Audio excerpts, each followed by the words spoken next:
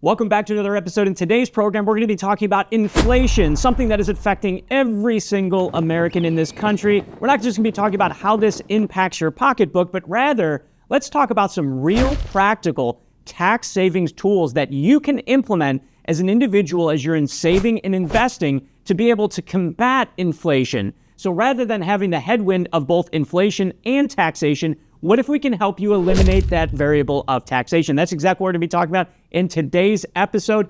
I'm going to unveil to you 3 tax savings tools that you can utilize.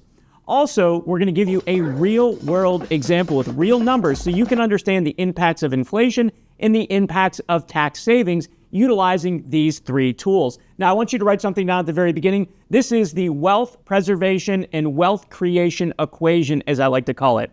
There are 4 variables within this equation. Number 1, you're going to have yield or rate of return. That, of course, could be something that you can control. So, for example, here at Equity Trust, we have a lot of investors that are investing in alternative investments, and oftentimes they feel more confident investing in those assets than the traditional public markets. Number 2, you have duration or time frame. So how long are you saving and investing?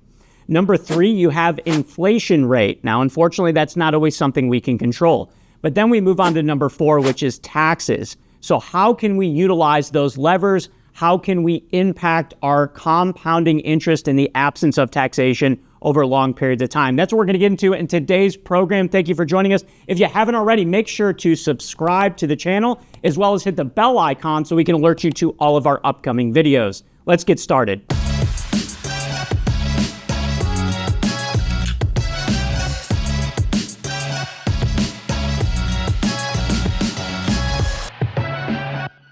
First, let's talk about inflation as it relates to tax brackets. Arguably, we're in one of the lowest tax rate environments in the history of this country.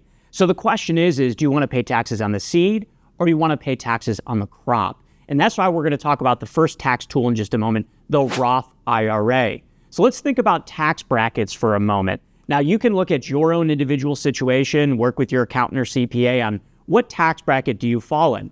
Understand the difference between the marginal tax rate and your effective tax rate. What you need to understand is that inflation, as that continues year over year, generally speaking, the IRS does update the tax brackets to reflect inflation. However, many Americans don't feel that the adjustments to the tax brackets are equal to the real inflation that they are impacted by. Keep in mind, not all people buy the same types of things or have the same types of needs. So one person's inflation rate actually could be higher than another individual's inflation rate.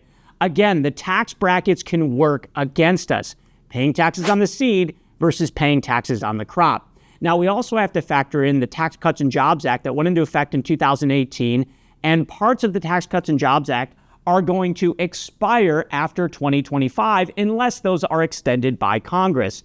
So what you need to understand is that standard deduction, you need to understand the tax brackets will revert to pre-2018. So that could impact individuals' thought process in terms of do they want to move into a Roth now or do they want to continue with a traditional account?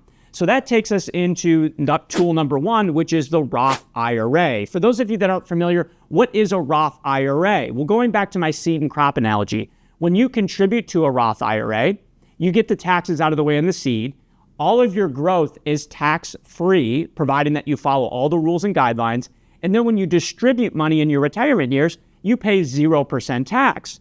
Now let's compare that to a traditional IRA. With a traditional IRA, you put money in, you get a tax deduction for it. You have tax-deferred growth, which is still beneficial. But then when you take money out in your retirement years after the age of 59 and a half, you have to pay taxes.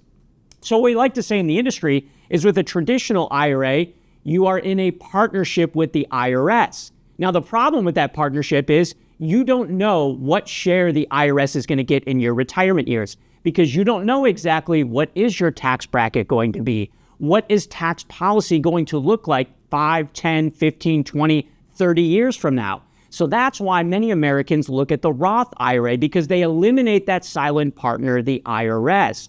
All of your growth is tax-free, and all of your distributions from the Roth IRA are tax-free. I'm going to show you a numerical representation of this in just a moment.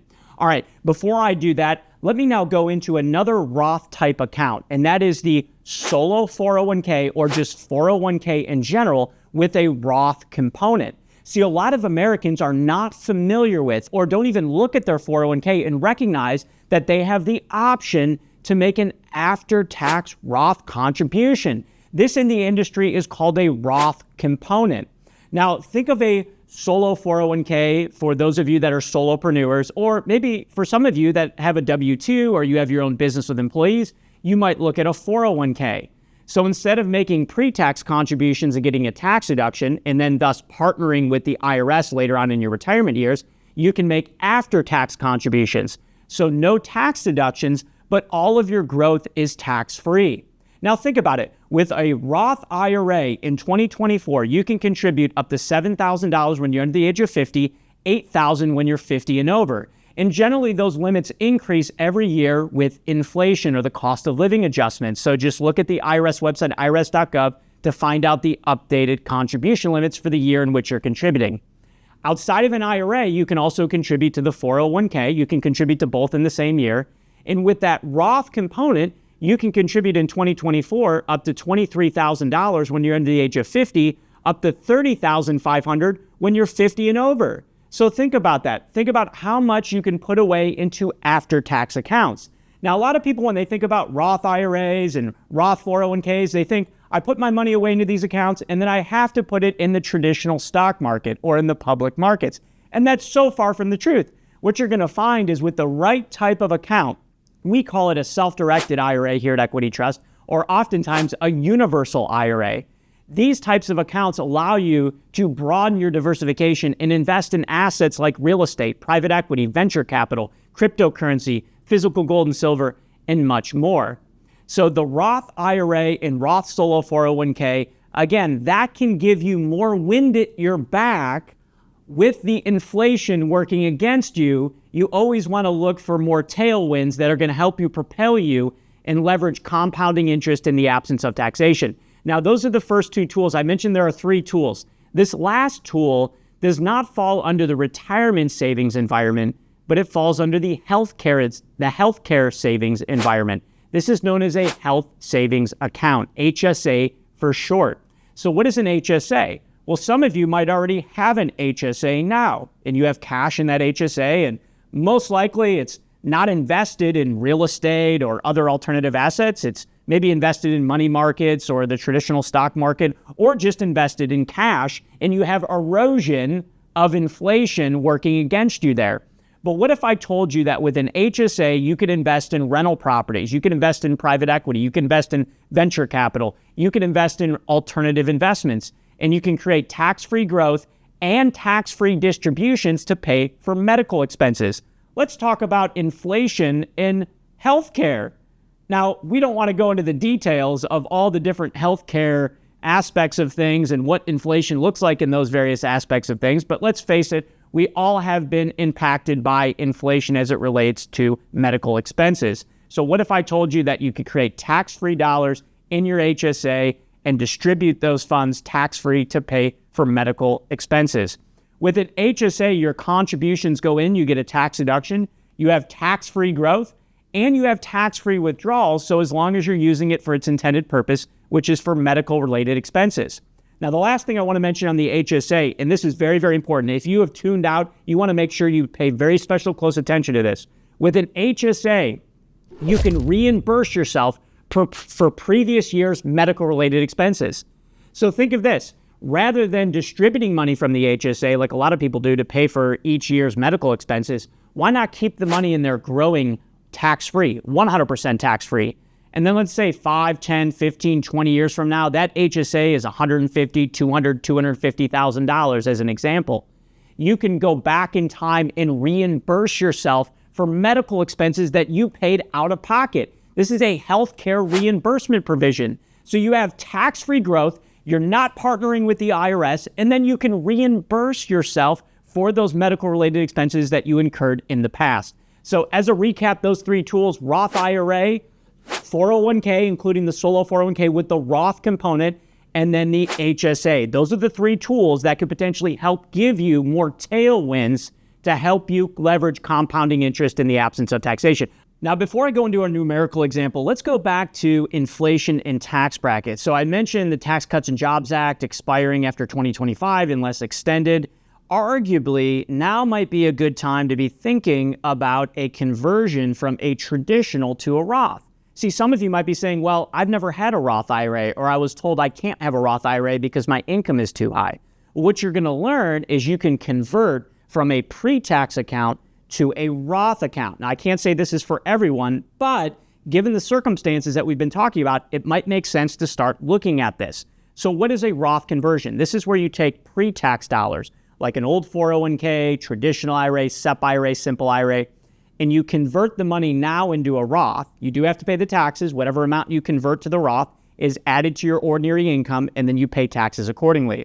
So the concept here is pay taxes on the seed rather than the crop. So although you're going to have the IRS partner with you when you convert the money, you remove that partnership going forward because now you're in a Roth IRA environment. Now, prior to 2010, the way the law was is if you made over $100,000, you couldn't convert from traditional to Roth. But they lifted that indefinitely in 2010. So that means all Americans have the ability to convert from traditional to Roth account. Now, not everybody converts all of their money because of the tax consequences. Some people consider converting in stages. You're going to write that down. Convert in stages. That means convert over multiple years to spread out your tax burden. You're going to want to pencil this out or create a spreadsheet with your CPA or tax accountant to determine what's going to make the most sense for you and what is that long-term strategy going to look like. So remember the Roth conversion. Now, in addition to that, you also want to think about the 401k that I talked about. So you can take pre-tax money from your 401k, so as long as your plan is set up right, and do an in-plan conversion into the Roth component of that 401k. And lastly, for those of you that say, well, I just want to make a contribution, how does that work? But my income is too high. You're going to want to write down backdoor contribution. We have separate YouTube videos all on this topic alone. The simple aspect of the Roth backdoor contribution is this. You contribute to a traditional IRA and then immediately convert over to a Roth IRA. Again, that's for those that are over the modified adjusted gross income limit. Okay, with that said, let's go ahead and jump into our numerical example. So here are variables that we're going to start with. $50,000 we're going to start with. And again, this could be a 401k Roth, this could be a Roth IRA, this could be an HSA, this could even be a traditional IRA. We're going to compare and contrast for you. We start with $50,000. We're going to put $5,000 additionally away into either a traditional or post-tax Roth or HSA every year. And then we have a 24% tax rate we're going to factor in, 10% return on investment. We're going to do this over a 20-year period. And then we're going to factor in inflation at 3%. So oftentimes when investors are doing a time value money, present value, compounding interest calculation to look at their long-term returns, they're not factoring in inflation. It's important to understand the difference between nominal rate of return and real rate of return. What's the difference? Nominal rate of return is, call it your cash-on-cash return. What's the return on the dollars that you're investing? But what a lot of people aren't factoring is inflation. So what is the real rate of return? The real rate of return is you take your rate of return, your nominal rate of return, and then you subtract inflation. So in our example, we're using 3%. Let's say you make a 10% return on investment. What is your real rate of return factoring in inflation? It's not 10%, it's 7%. So if you're in a high inflationary environment, let's say inflation is 5%. If inflation is 5% and we're only making 10%, that means that our real rate of return is actually only 5%. So we have to work that much harder. Our return on investment has to look that much better. I talk to so many Americans right now that say, John, my portfolio has been absolutely killing it. Look at my rate of return. And I say, well, what about inflation? You have to factor in the real rate of return, not just the nominal rate of return. It's unfortunately, I'll say, quite misleading in financial services when those types of things aren't reported. Okay, so just remember the difference between your nominal and your real rate of return. Okay, so in our example, we punch this into our financial calculator in a traditional IRA. So remember, we put money in, tax deductible. Eventually, we have to pay taxes. We're using a 24% tax rate in this example. In a traditional IRA, you'll see just over $274,000. So remember, there's an erosion effect there of taxation eventually. Then we have our Roth IRA savings, and you can plug and play HSA or Roth 401k here. In a Roth, we have over $344,000, nearly $345,000. So when we look at our overall tax savings, and this is adjusted for inflation.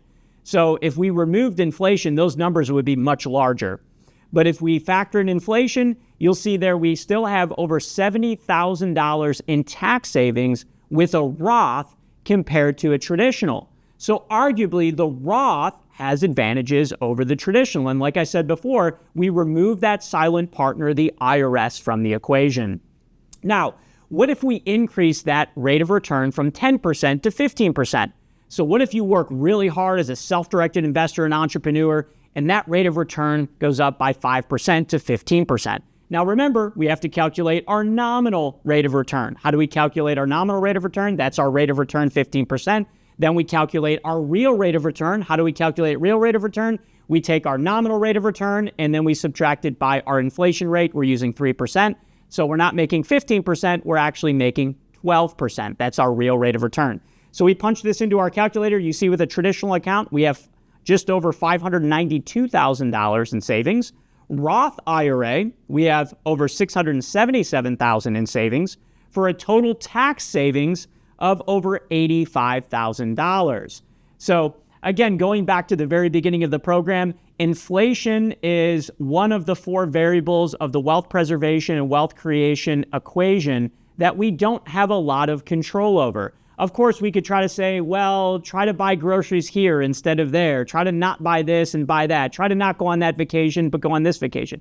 But is that realistic? No. We worked really hard for our money. You worked really hard for your money, and you should get to keep as much of it as you can. And that's where a Roth IRA, a 401k Roth component, and an HSA can help you. With that being said, I want to thank you for joining us in today's program. Come back to another Getting Real episode. And make sure in the description section, we have a guide all on Roth accounts and other aspects of what we're talking about. And if you haven't already, again, make sure you subscribe to the channel and hit the bell icon so we can alert you to all of our upcoming videos. As we always sign off with, keep leveraging compounding interest in the absence of taxation.